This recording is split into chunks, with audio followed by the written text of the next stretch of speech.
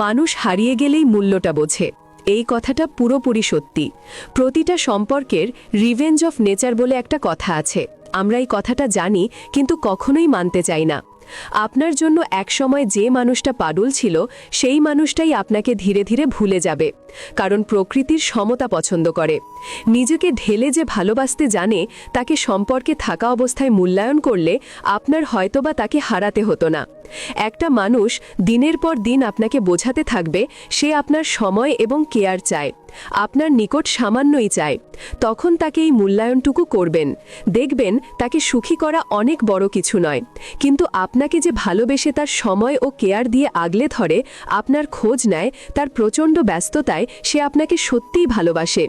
আপনার সামাজিক যোগাযোগ মাধ্যমে আপনার সমস্ত লেখা ও পোস্ট খুঁটিয়ে খুঁটিয়ে পড়ে সে। মানুষটার কাছে আপনি অনেক মূল্যবান।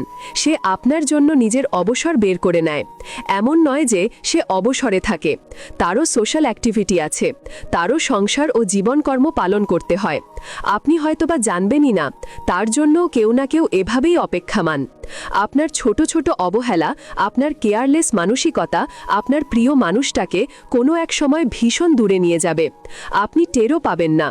যে মানুষ মন খুলেই ভালোবাসে, সে মানুষ মন খুলেই ঘৃণার সাগরে আপনাকে ডুবিয়ে দিতে পারে, কারণ প্রচণ্ড রকমের অভিমানী তাকে ঢেউয়ের মতো ধীরে ধীরে আপনার কাছ থেকে দূরে সরিয়ে নিয়ে যাবে। যখন বুঝতে পারবেন, তখন কিছু করার থাকবে না।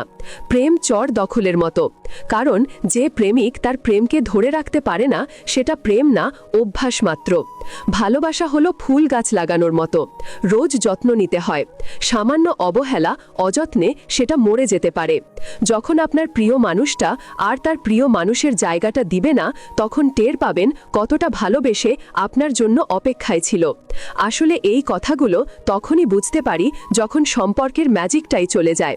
তাই বলবো, রোজ তাকে সামান্যই ভালোবাসুন এবং তার ঘুমাতে যাওয়ার আগে তাকে উপলব্ধি করান, আমি তোমাকে ততটাই ভালোবাসি যতটা তুমি আমাকে চাও।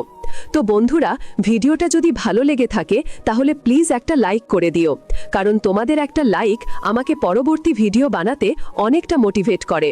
আর এই ভিডিওটা সবার সঙ্গে শেয়ার করে দিও, কারণ ভালো জিনিস শেয়ার করাটাও একটা ভালো কাজ। Wish you all the best.